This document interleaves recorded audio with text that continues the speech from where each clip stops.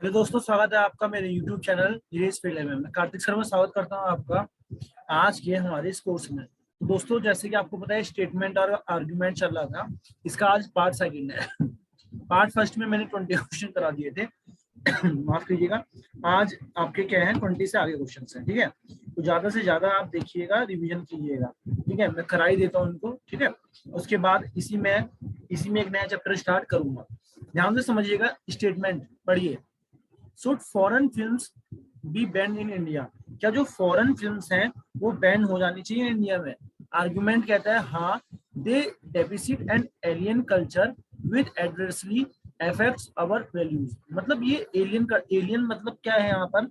Alien वो चीज होती है जो बाहर के आपके देश के लिए होती है, बाहर से कंट्री से आ रखा है। अगर आप भारत के लिए बाहर देश जाओगे तो आप क्या होगे, यहाँ से आप एलियन होगे उनके लिए, जो अपने देश का ना हो। तो एक एलियन कल्चर होता है, बाहर देश का कल्चर होता है, जो कि इफेक्ट प्रभाव डालता है हमारी वैल्यूज पे। ठीक है, नहीं, foreign films are of high artistic standard नहीं होना चाहिए, क्योंकि फॉरेन जो फिल्म्स होती हैं वो हाई आर्टिस्टिक स्टैंडर्ड की होती हैं। अच्छा, एक बात सुनो, आपके अकॉर्डिंग क्या होना चाहिए? इसका आंसर दीजिएगा, सभी जितने भी बच्चे हैं इसका आंसर दीजिएगा। क्या कहना चाह रहा है, क्या फॉरेन फिल्म्स बैन होनी चाहिए इंडिया में? और ये दो चीज बोल रहा है, हाँ होनी चाहिए या नहीं होनी चाहिए। आपके अकॉर्डिंग क्या?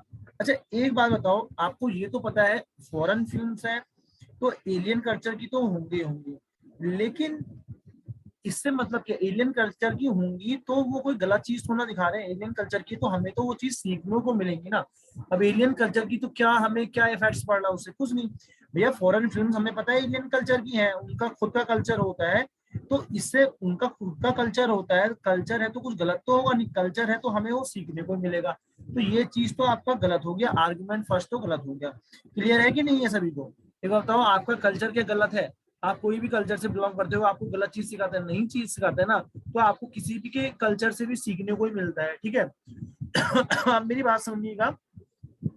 स्टेटमेंट सेकंड देखिए, क्यों नहीं होनी चाहिए? क्योंकि foreign films highly artistic standard की होती है। अब देखो, ये क्यों है, मेरी बात समझना।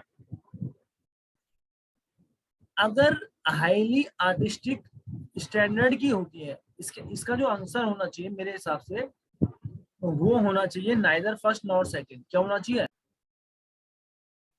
इसका आंसर नाइदर नॉर होनी चाहिए, क्योंकि भैया अगर foreign film highly artistic standard की होती है तो इससे क्या बैन कॉन्ट्राडिक्ट कर रहा है क्या?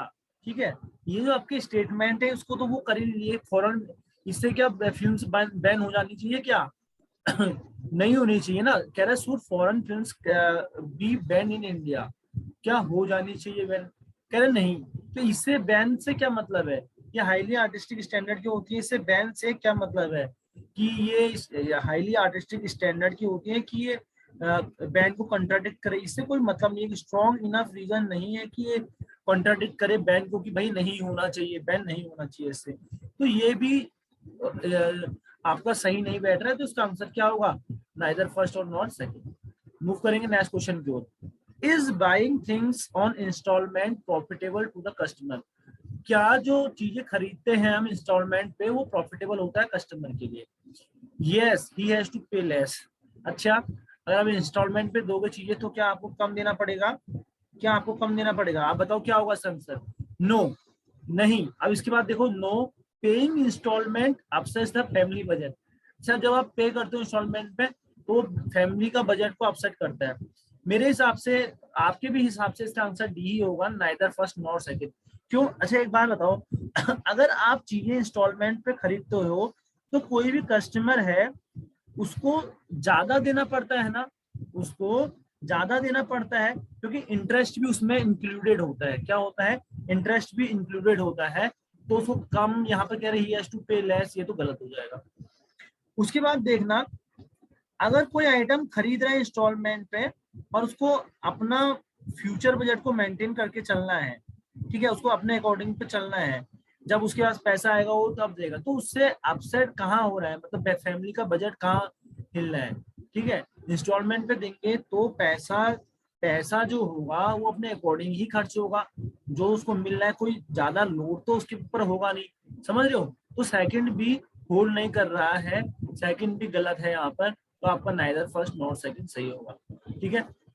अगला देखिएगा, अगला question, should should new universities should new universities, question miss तो नहीं हुआ, okay. should new universities be established in India, क्या जो नई यूनिवर्सिटीज है उनको एस्टेब्लिश करना चाहिए इंडिया में। अब आप देखो, no, we have still not achieve the target for literacy, हमने अभी भी टारगेट नहीं किया है, साक्षरता पर टारगेट अचीव नहीं किया है। No, we will have to face the problem of unemployed but highly qualified people, हमारे पास वो समस्या है, हमारे पास अनएम्प्लॉयड लोग हैं लेकिन हाईली क्वालिफाइड लोग हैं, तो इससे नई यूनिवर्सिटीज खुलनी चाहिए, इससे कोई मतलब हो रहा है।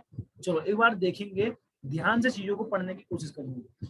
देखो इसका कह रहा है कि नई यूनिवर्सिटी स्टेब्लिश होनी चाहिए, ठीक है। अब कह रहा है नहीं होनी चाहिए क्योंकि अभी हमने लिटरेसी रेट वो नहीं करा है, ठीक है। अच्छा एक बात बताओ, अगर हम इम्प्रूव करेंगे हायर एजुकेशन को, अगर हमने हायर एजुकेशन इम्प्रूव करनी है, आप खुद ही बताना, तो क्या हमें जो लिटरेसी रेट है, साक्षरता का जो दर है, क्या उसको पहले बढ़ाना पड़ेगा कि नहीं बढ़ाना पड़ेगा, पहले ज्यादा लोगों को हमें साक्षर करना पड़ेगा, लिटरेट करना पड़ेगा, तभी तो हम, अगर यार आप खोल लो यूनिवर्सिटी, पढ़ने वाले लोग ही नहीं आएंगे, क्या फायदा, लोग पढ़ेंगे ही नहीं, तो ये खोल के डब्बा बना के कोई फायदा तो है नहीं। तो उसके लिए सबसे पहले साक्षर बनाना पड़ेगा, लोगों को पढ़ाई की वैल्यू समझानी पड़ेगी। तो अगर हम इम्प्रूव करेंगे हायर एजुकेशन लिटरेसी रेट बढ़ा देंगे, सबसे पहले हमें ये करना पड़ेगा। तो इसलिए कह रहा है कि अभी हमने अचीव नहीं किया लिटरेसी रेट, तो अभी हमें नहीं खोलना चाहिए, एस्टेब्लिश नहीं करना चाहिए, बिल्कुल बात सही कह रहा है, तो फर्स्ट तो सही है, ठीक हो गया। अब एक बात बताओ, we will have to face the problem of unemployed but highly qualified people, अगर ज्यादा नंबर ऑफ यूनिवर्सिटी हम प्रोड्यूस करेंगे तो ज्यादा डिग्री होल्डर होंगे, ज्यादा नंबर ऑफ जॉब, लेकिन जो जॉब्स जो होंगी वो तो सेम रहेंगी, ये डिग्री होल्डर्स बढ़ रहे हैं, यूनिवर्सिटीज खुलनी है, पढ़े लिखे ज्यादा लोग बढ़ रहे हैं, तो ये अनएम्प्लॉयमेंट की जो प्रॉब्लम है भाई वो तो बढ़ेगी ही बढ़ेगी ना, बढ़ेगी बढ़ेगी, लेकिन जॉब तो फिक्स है, क्वालिफाइड पीपल ज्यादा है हमारे पास लोग, लेकिन फिर भी हम अनएम्प्लॉयमेंट की प्रॉब्लम फेस कर रहे हैं। तो दूसरा भी बिल्कुल सही है, पहला भी बिल्कुल सही है। अब आपको चीजें समझ में अच्छे से आ रही होंगी। अरे आया कि नहीं आया, यस और नो तो कह दो, चुपचाप यहाँ बाबा जी के प्रवचन सुनने आ रखे हो। ये आइदर ये वाला नहीं होगा, ये होगा बोथ फर्स्ट एंड सेकंड, ठीक है। ये दोनों अपने में 100% ट्रू है ना, तो ये 50% डिपेंड नहीं कर रही है, दोनों बिल्कुल, ये दोनों अपने पे इंडिपेंडेंट आर्गुमेंट है, दोनों बिल्कुल सही है। तो क्या होगा, दोनों आइदर, ये बोथ फर्स्ट एंड सेकंड इसका आंसर हो जाएगा। नेक्स्ट क्वेश्चन देखिएगा, आराम से देखिए next question, should non vegetarian food be totally ban in our country, क्या जो नॉन वेजिटेरियन फूड है टोटली बैन कर देना चाहिए हमारे देश में। अब आपके आर्गुमेंट है, हाँ, it is expensive and therefore it is beyond the means of most people in our country, ये बहुत एक्सपेंसिव है और ये बहुत परे है, बहुत सारे लोगों, हमारे देश में जो बहुत सारे लोग हैं उनसे ये परे है, क्योंकि ये एक्सपेंसिव है। नहीं, nothing should be ban in a democratic country like ours, कुछ भी बैन नहीं होना चाहिए डेमोक्रेटिक कंट्री में जैसे हमारी है, ठीक है। अच्छा एक बात समझना, अगर हम रेस्ट्रिक्शन लगा देंगे लोगों की डाइट पे, तो जो बेसिक ह्यूमन राइट है उस पर डिनाई होगा, ठीक है। तो हम क्या कर सकते हैं, हम रेस्ट्रिक्शन भाई लगा ही नहीं सकते, हम रेस्ट्रिक्शन किसी पे नहीं लगा सकते, अगर लोगों को जो मर्जी है वो खाएं, खा सकते हैं, क्योंकि डेमोक्रेटिक कंट्री है। पहली दूसरी लाइन तो बिल्कुल सही, कुछ भी बैन नहीं हो सकता क्योंकि डेमोक्रेटिक कंट्री है हमारी जैसे, ठीक है। अगर हम रेस्ट्रिक्शन लगा देंगे डाइट लोगों की डाइट पे, तो वो डिनाई करेंगे कि बेसिक ह्यूमन राइट, हमारा बेसिक ह्यूमन राइट कहाँ है करके, ठीक है। तो ये जो पहला वाला है एक्सपेंसिव है, इसलिए बैन कर दो, ठीक है, ये कोई मतलब, एक्सपेंसिव है नहीं है उससे कोई मतलब नहीं है, क्लियर है। एक्सपेंसिव है इसलिए हमें बंद कर देना चाहिए, नहीं, जो बेसिक डाइट है, जो खा रहे हैं, जो अफोर्ड कर सकते हैं भाई, और जो नहीं, आजकल चिकन मतलब जो भी नॉन वेजिटेरियन फूड जनरली सभी लोग खा लेते हैं, ठीक है, कोई प्रॉब्लम है नहीं ऐसे इसमें, ठीक है। तो आपका आंसर क्या होना चाहिए? Only second strong. प्रैक्टिकली बात समझो ना यार, प्रैक्टिकली बात समझो कि भाई आप ऐसे बंद नहीं कर सकते, क्योंकि ये लाइन लिखी है कि ये डेमोक्रेटिक कंट्री है, ये बिल्कुल बात सही है। और अगर ये एक्सपेंसिव इसलिए बंद कर दो, वैसे तो कितनी चीजें एक्सपेंसिव, सब चीज बंद कर देते हो आप, है। दारू एक्सपेंसिव है, पीता है ना जो गरीब तबके का है वो भी तो पीता ही है। वो अपने अपनी कंडीशन अकॉर्डिंग, अपनी कंडीशन के अकॉर्डिंग चलते हैं ना, कोई अच्छी पीनी है, गंदी पीनी है, समझ रहे हो कि नहीं? चलो अब नेक्स्ट नेक्स्ट क्वेश्चन देखो। Should a total ban B put on trapping wild animals? Totally ban होना चाहिए। अगर आप वाइल्ड एनिमल्स को ट्रैप करके रखते हो, ठीक है, पिंजरे के अंदर बंद करके रखते हो, ठीक है, तो टोटल उस पर बैन लगना चाहिए। अब कह रहे हैं हाँ, ट्रैपर्स जो होते हैं, जो बंद कर देते हैं, वो बहुत सारा मनी पैसा इकट्ठा करते बनाते हैं। नहीं, अगर बैन होगा हंटिंग, नो, बैन नहीं होना चाहिए। On hunting and trapping are not effective. Bans on नहीं, bans on hunting and trap, अच्छा, बैन जो होता है हंटिंग और ट्रैपिंग पे, बंद करने पे, वो इफेक्टिव नहीं होता है। इसका आंसर क्या होना चाहिए आपके अकॉर्डिंग? देखो, अगर बैन तो बहुत जरूरी है, अगर बैन नहीं करोगे तो बैन इसलिए नेसेसरी है क्योंकि आप प्रोटेक्ट और हमारा जो नेचुरल एनवायरनमेंट है उसको प्रोटेक्ट करके रखोगे। नहीं, ये ट्रैपर्स, ट्रैपर्स को आपको, मतलब मेरी बात समझ रहे हैं आप? मतलब कहने का मतलब यह है, बैन बहुत जरूरी है जिससे प्रोटेक्ट हो सके हमारा एनवायरनमेंट, ठीक है। तो अब कह रहा है कि हाँ, बैन होना चाहिए क्योंकि ट्रैपर्स जो होते हैं वो लॉट ऑफ मनी कमाते हैं। इससे मतलब नहीं वो कम पैसा कमाते हैं, नहीं। बैन इसलिए होना चाहिए क्योंकि वो हमारे एनवायरनमेंट को डिस्ट्रैक्ट कर रहा है, एबॉलिश डिमोलिश कर रहा है, ठीक है। इस चक्कर में आप, ये वाला तो गलत हो जाएगा। बैन करना चाहिए, लेकिन वो पैसे कमा रहे नहीं कमा रहे उससे मतलब नहीं है। बैन इसलिए जरूरी है क्योंकि वो प्रोटेक्ट का, जब मतलब कहने का मतलब है, बैन इसलिए जरूरी है कि हमारा नेचुरल एनवायरनमेंट प्रोटेक्ट रहे, ठीक हो गया। अब उसके बाद बैन इफेक्टिव नहीं है, ये भी स्ट्रॉन्ग या आपके इसको स्ट्रॉन्ग नहीं कर रहा है। बैन होना ही चाहिए भाई, ठीक है, बैन तो होना ही चाहिए। लेकिन लेकिन ये वाला स्टेटमेंट जो आर्गुमेंट है, ये आपके स्टेटमेंट को होल्ड नहीं कर रहा है। हमने क्या कहा? बैन इसलिए, बैन हो जाना, जब बैन की बात हो गई है, हो जाना चाहिए, तो यहाँ पर नो का तो कोई सवाल ही नहीं होता, ये भी गलत है। तो आपका आंसर क्या हो जाएगा? डी वाला। क्या हो जाएगा? डी वाला। समझ रहे हैं कि नहीं समझ रहे हैं? एक सेकंड रुकिएगा।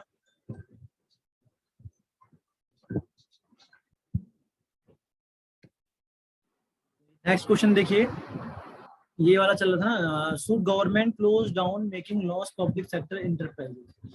क्या गवर्नमेंट को बंद कर देना चाहिए जो loss making public sector enterprises है, उद्योग से, उनको?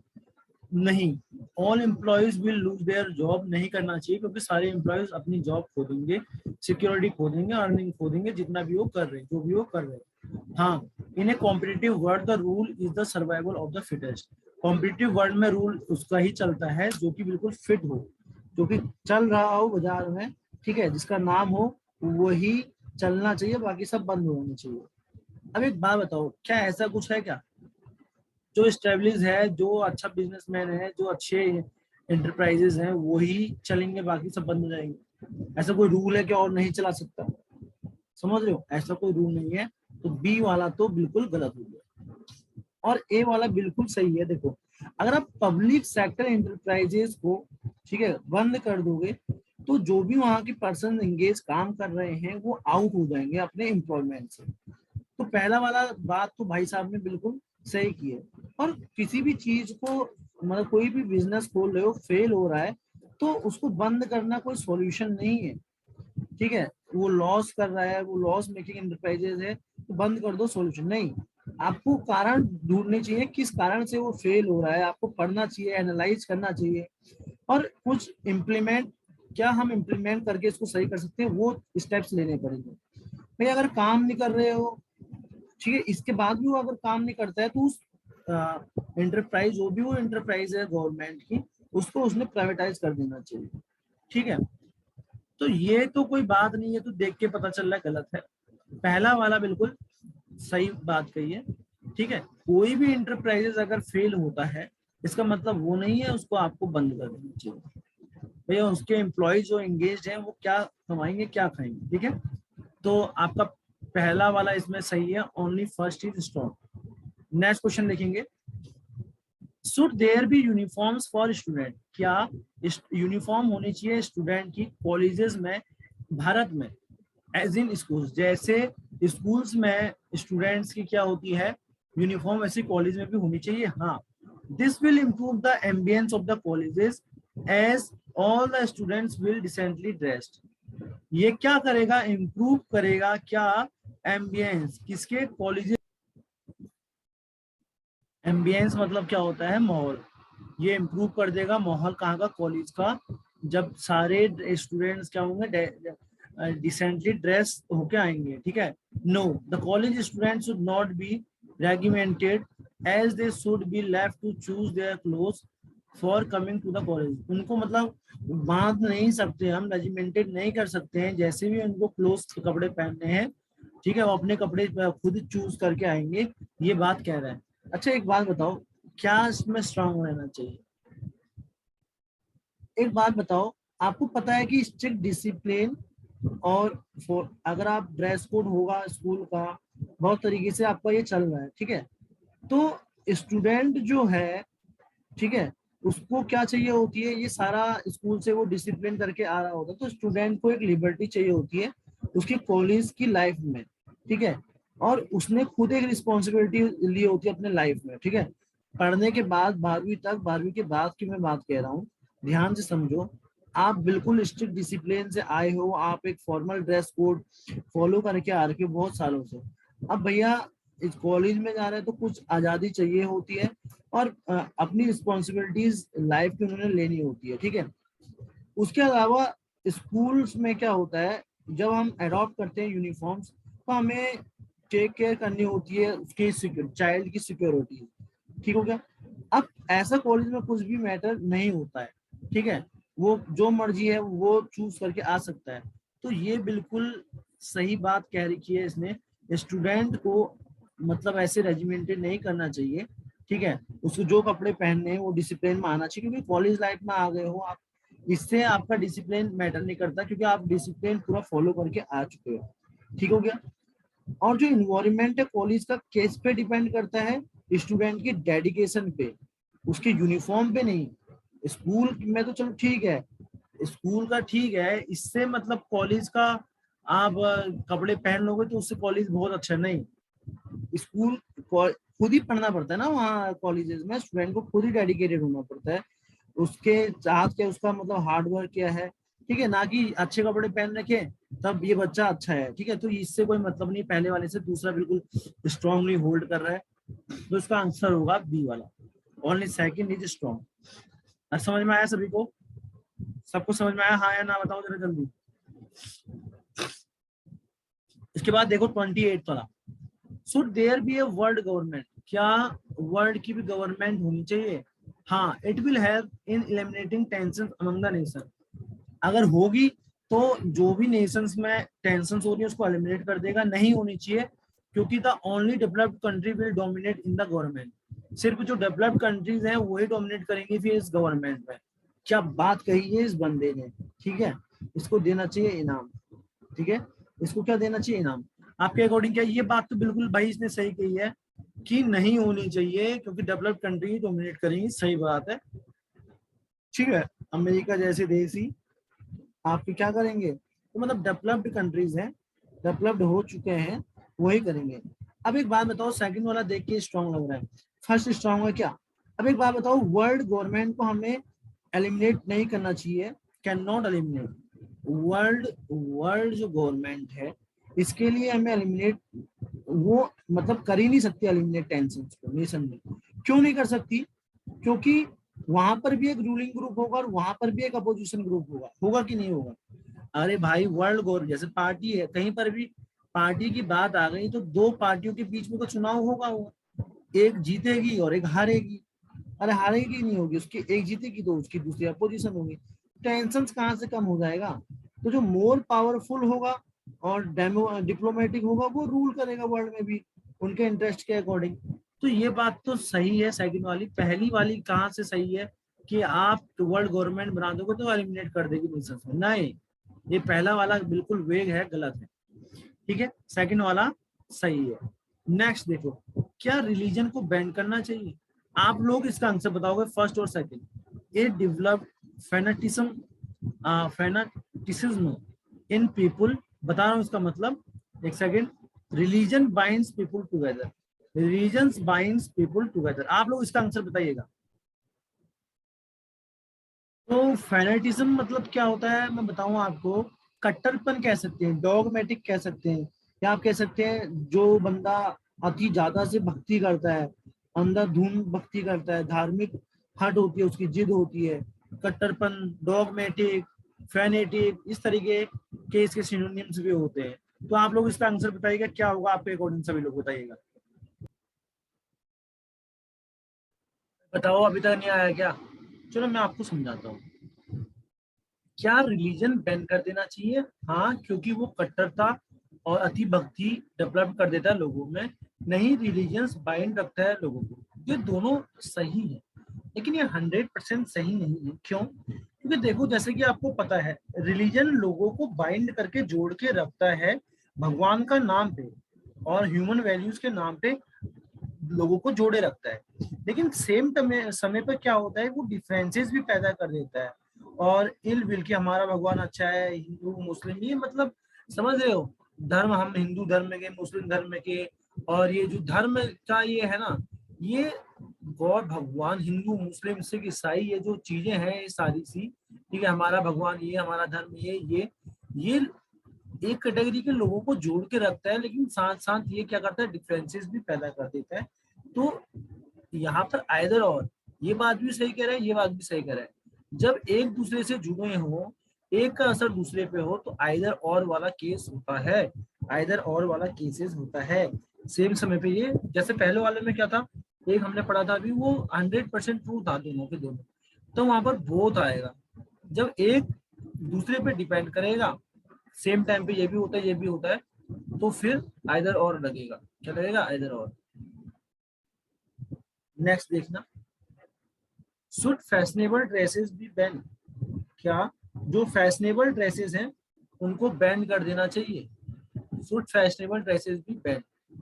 हाँ, fashions keep changing and hence consumption of cloth increases. जो फैशन होता है चेंज होते रहता है, इसलिए जो कंजप्ट कर रहे हो आप क्लोथ को, वो बढ़ जाता है, नहीं होना चाहिए। Fashionable clothes are a person self expression, fashionable clothes जो होते हैं पर्सन का सेल्फ एक्सप्रेशन होता है, और देयरफॉर उसका वो अधिकार होता है, फंडामेंटल राइट होता है। तो आप बताइएगा, अपने दिमाग से अभी तक इतने क्वेश्चंस कर चुके हो, क्या सही होना चाहिए? बिल्कुल बी वाला तो बिल्कुल नहीं होना चाहिए, क्योंकि पर्सन का सेल्फ एक्सप्रेशन होता है, उसका फंडामेंटल राइट है, जो उसे करना है वो पहन सकता है, जो उसे करना है वो कर सकता है। ठीक है, अगर आप बैन लगा दोगे भाई फैशनेबल ड्रेस पे, तो एक रेस्ट्रिक्शन हो जाएगा किसी भी पर्सन की पर्सनल चॉइस पे। ठीक हो गया? उसको राइट है, उसके पास राइट ऑफ फ्रीडम है, कोई भी पर्सन के पास, इंडिविजुअल के पास राइट ऑफ फ्रीडम है ना? तो सेकंड वाला तो बिल्कुल सही है।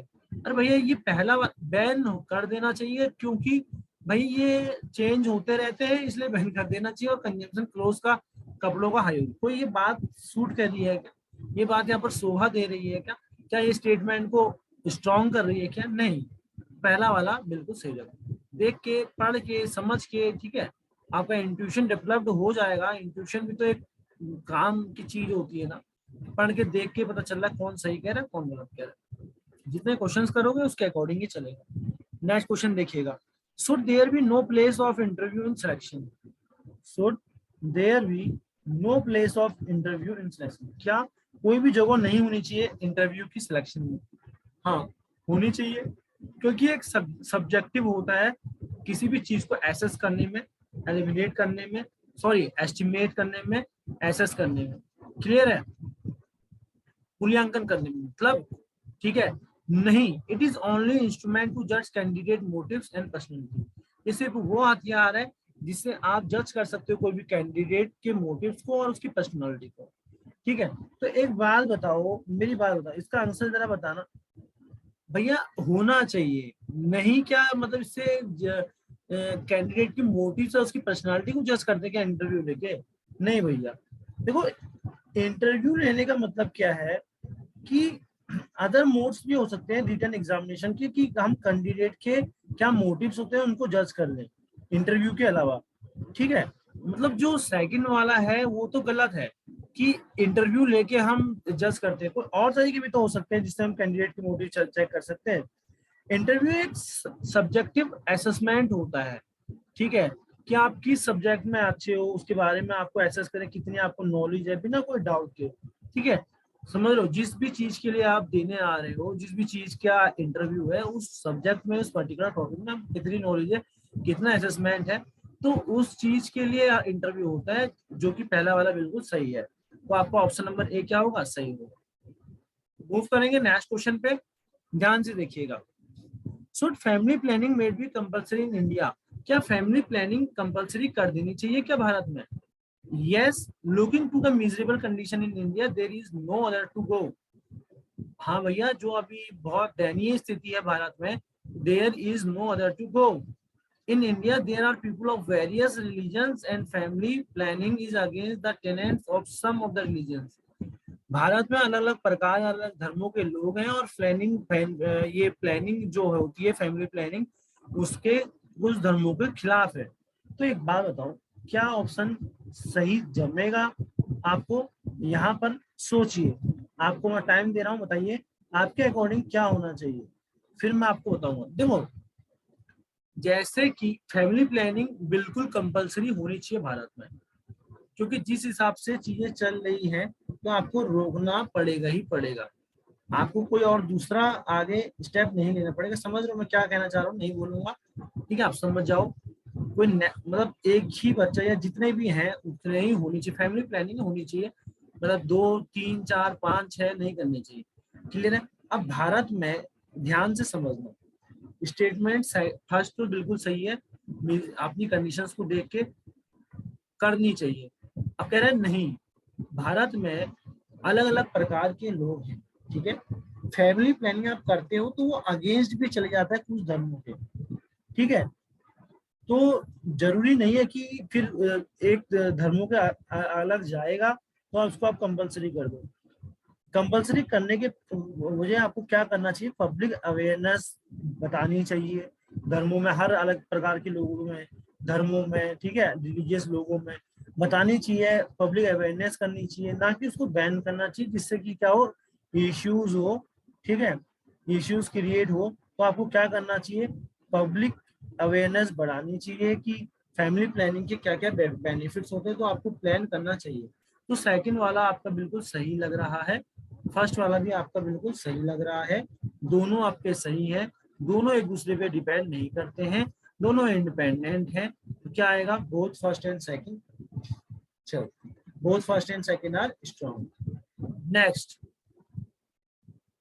Should income tax be abolished in India? क्या इनकम टैक्स एबोलिश कर देना चाहिए इंडिया में? जी हाँ, it is unnecessary burden on the wage earners. जो वेज अर्नर्स होते हैं इनके लिए खाली बर्डन है, it is a good source of revenue, एक अच्छा सोर्स है रेवेन्यू का। अच्छा एक बात बताओ, इनकम, ये पहला वाला तो कोई मतलब ही नहीं है। इनकम टैक्स लिमिट है, मतलब इनकम टैक्स बहुत जरूरी होता है कि एवरी सिटीजन कंट्रीब्यूट कर सके अपना शेयर, अपनी अर्निंग एक इंफ्रास्ट्रक्चर डेवलपमेंट नेशन के लिए। तो इससे मतलब क्या, बर्डन का तो कोई मतलब ही नहीं है। ठीक है, और इनकम टैक्स देते हैं तो ये जिम्मेदारी है कि आप कंट्रीब्यूट कर रहे हैं शेयर अपनी अर्निंग का एक इंफ्रास्ट्रक्चर डेवलपमेंट के लिए नेशन के। तो पहला वाला गलत है। दूसरा देखो, इनकम टैक्स नो का मतलब कि आपको पता है एक अच्छा सोर्स है रेवेन्यू जनरेट करने का गवर्नमेंट का, गवर्नमेंट के लिए एक अच्छा सोर्स है जिससे वो रेवेन्यू जनरेट करता है। तो आर्गुमेंट सेकंड बिल्कुल सही कह रहा है, यहाँ पर ओनली सेकंड इज स्ट्रॉन्ग होगा। ठीक है, ओनली सेकंड इज स्ट्रॉन्ग होगा। मूव करेंगे next question. Should school education be made free in India? क्या स्कूल एजुकेशन को फ्री कर देना चाहिए भारत में? तो बताओ आपके अकॉर्डिंग क्या? हाँ, ये एक तरीका है जिससे इम्प्रूव हो सकती है एक लेवल ऑफ लिटरेसी। अच्छा, फ्री करोगे तभी लेवल बढ़ेगा लिटरेसी का? ये बेतुकी बात लग रही है। No, it will add to the already heavy burden of the exchequer. देखो, अगर एजुकेशन फ्री कर दोगे, ये इसका मतलब ये नहीं है कि आप इंश्योर करते हो कि भैया आप पढ़े लिखे लोग ज्यादा हो जाएंगे। गंवार जितना मतलब जो जिसको पढ़ने का मन ही नहीं है उनका क्या, जो चाहता ही नहीं है पढ़े उनका क्या? फ्री करने से मतलब थोड़ा कि सभी लोग पढ़ने लग जाएंगे। तो एक अवेयरनेस नीड जरूरी होगी, इसके लिए एक मुद्दा उठाने की जरूरत होगी, अवेयर करने की जरूरत होगी। तो पहला तो आपका बिल्कुल गलत लग रहा है कि ऐसा करोगे तो इम्प्रूव हो जाएगा लेवल ऑफ लिटरेसी। गलत है। आपको देखो और भी कुछ स्टेप लेने पड़ेंगे जिससे, जैसे इमिनेंस फंड हो, और जिससे फाइनेंशियल ड्रेन्स में मतलब फाइनेंशियल चीजों में कोई गलत आए ही नहीं। ठीक है, आए नहीं। अगर आप ऐसा करोगे, मतलब नहीं करना चाहिए, कह रहा है कि फ्री नहीं करना चाहिए। ऑलरेडी हमें हैवी बर्डन है एक्सचेकर का, मतलब हमारे पास क्या,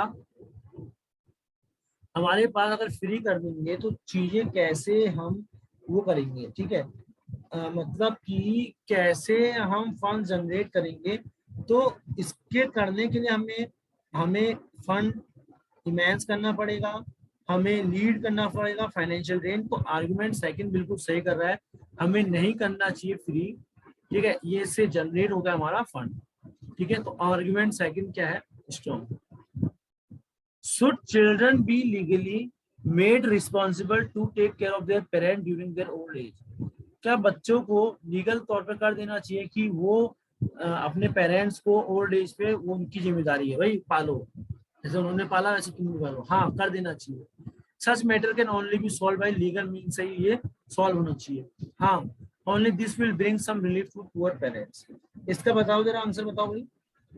इस वाले का आंसर तो बता ही सकते हो, जरा जल्दी बताइएगा, बताइएगा सभी लोग।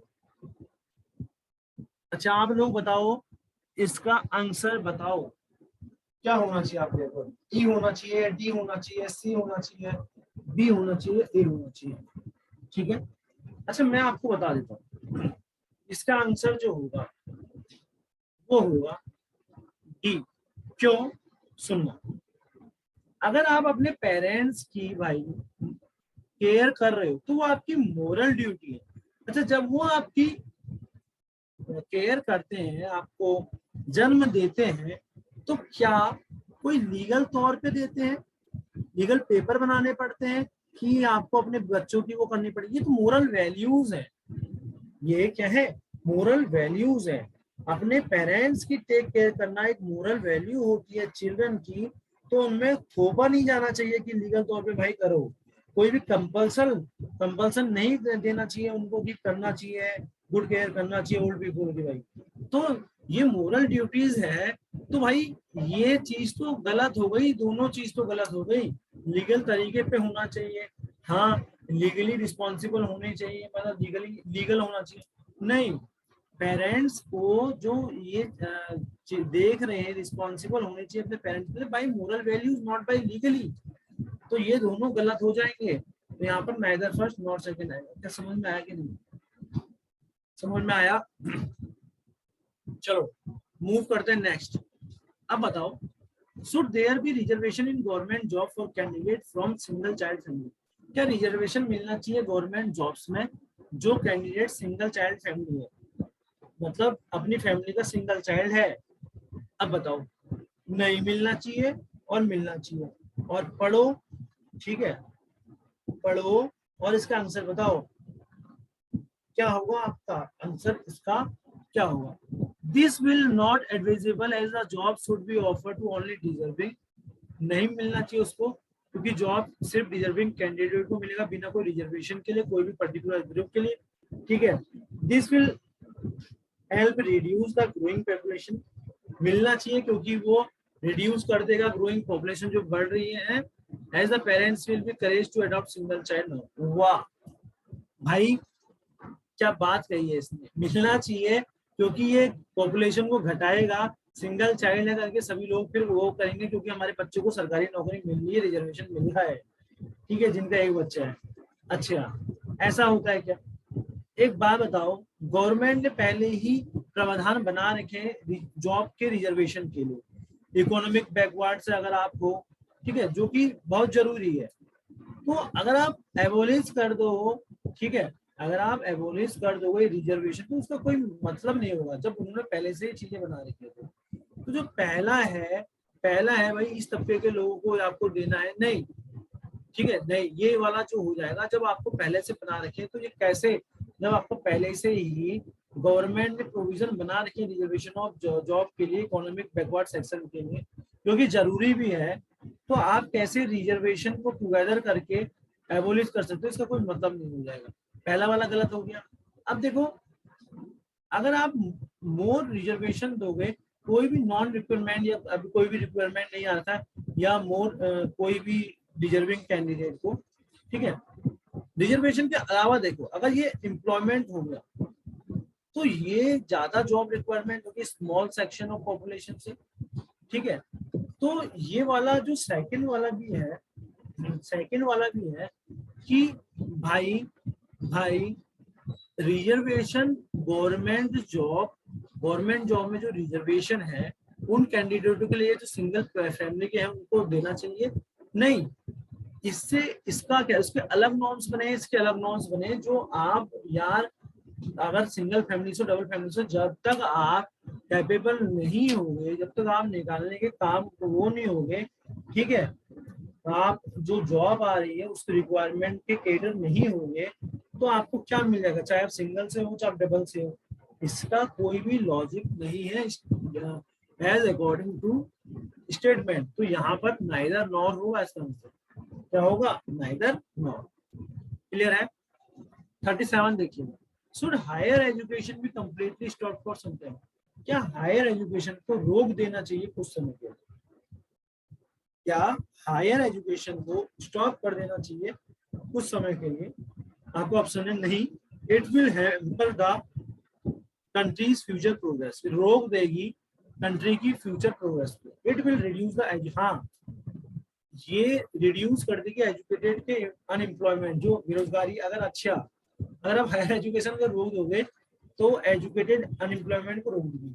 अच्छा एक बात बताओ, हायर एजुकेशन कारण है क्या अनएम्प्लॉयमेंट का, नहीं है ना, तो ये क्रिएट करती है, अगर आप हायर एजुकेशन देते हो तो वो क्रिएट करती है जॉब अपॉर्चुनिटीज।